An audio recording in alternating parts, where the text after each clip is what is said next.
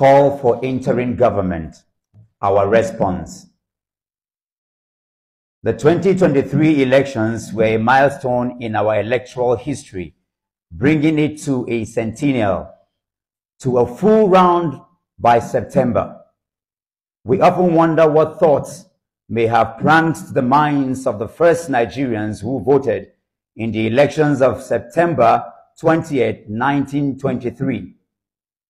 But people like Herbert Macaulay were resolute in their desire to birth for Nigeria the right of franchise, which legal fabrics the Clifford Constitutions of 1922 provided. Thus, did the nationalist race began coursing through a labyrinth of political development leading up to independence in 1960, reaching full franchise in 1979. The first electoral deposit of our post-colonial history was reportedly marred by widespread violence and manipulations of results. A military takeover following the failed coup of 15 January 1966 would lay the bricks for a 29-year military rule spanning 5 coup d'etats. Yes, we are all well acquainted with the horror of those years and how much of our economic might perished in the flames of corruption and mismanagement. With the return to civil rule in 1999, 6 years after the annulment of what is adjourned as the most free and fair election in our political history, came a new glow of hope, illuminating the hearts and minds of Nigerians to pursue their dreams of justice, equity, and fairness. Political participation marked a new high. Nigerians felt their country return to their hands to mold it according to the specification of our founding fathers.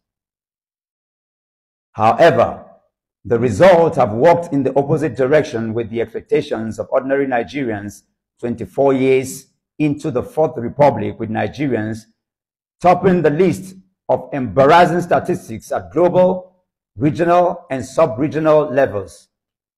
The political class, peopled by new and old politicians and political houses, spread a culture of incompetence and ineptitude, colored by nepotism, tribalism, and the regular manipulations of religious sentiments, returning every election cycle to sow seeds of discord among ordinary Nigerians, leaving a scattered and scared population bare of democratic dividends behind.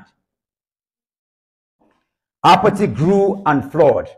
Rigging became a popular vocabulary in our electoral lexicon. In most states and at the center, the worst of us led the best of us to doom. We can never account for the human cost of this dark period of our democracy and how terrible our institutions were traumatized.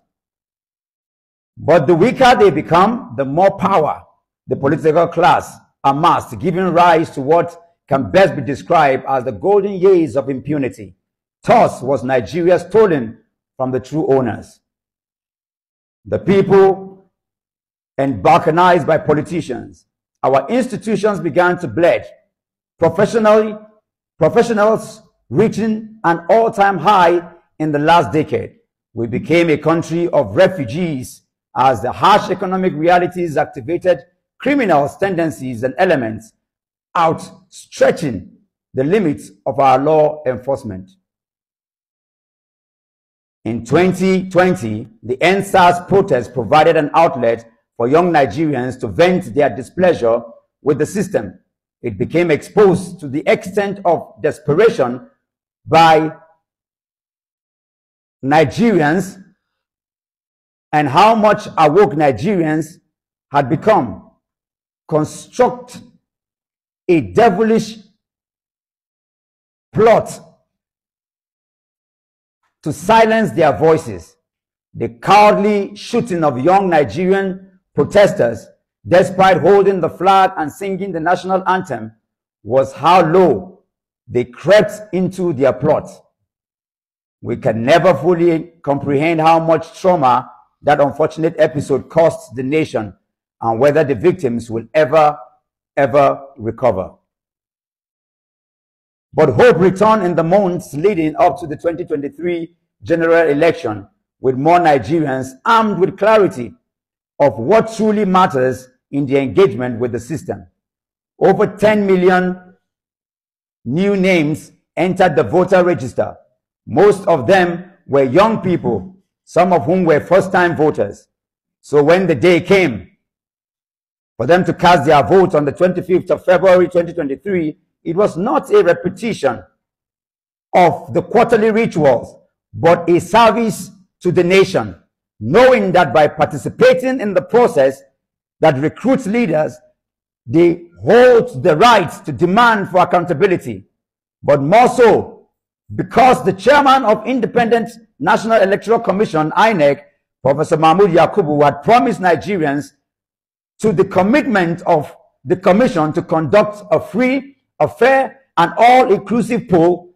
He made submissions locally on various international platforms, assuring Nigerians and the world that the outcome will be transparent and such that it will reflect the will of the Nigerian people.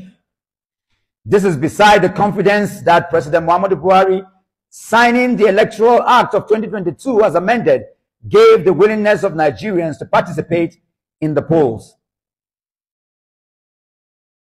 Unfortunately, Professor Mahmood Yakubu chose to desecrate the altar of truth and trust by collating results and declaring a winner in flagrant disregard of the INEC guidelines and the Electoral Act of 2022 as amended. We have heard calls to look to the bright side of the election vis-a-vis the positive changes that it has contributed to our electoral behavior and history. While we acknowledge that there were improvements in voter participation, and particularly we cannot help but ask, on what foundation will these changes build their roots? A decision based on falsehood and fraud will always birth the same. The reason our country remained political moribund for years was due to our indifference to suppression, oppression, and injustice. This is why we have been marching for 10 days and now to call and awake our national consciousness to the barrage of illegalities committed during the Presidential, National Assembly, gubernatorial, and state assembly elections. We hope that the courts will have concluded hearing and pronouncement by May 29 to allow for the swearing in of a new president. However, in the event that the courts are unable to clear litigation before it lies within the legal right to direct President Muhammadu Buhari to hand over to the Senate President, who will preside over state affairs until June 3rd, when he will hand over to the Chief Justice of the Federation to preside as interim president pending the resolution of cases and substantive precedent sworn in. All of this is within the bandwidth of the Constitution of the Federal Republic of Nigeria. This is the path to ensure that President Muhammadu Buhari remains within the limits of his lawful tenure, which elapses on 29th May 2023. Owing to the 60 days left of his tenure, cannot suffice to call for a new presidential poll. Should the courts heed the call of the vast majority of ordinary Nigerians and order for a new presidential election? Those claiming that our submission at the Ministry of Defense was to woo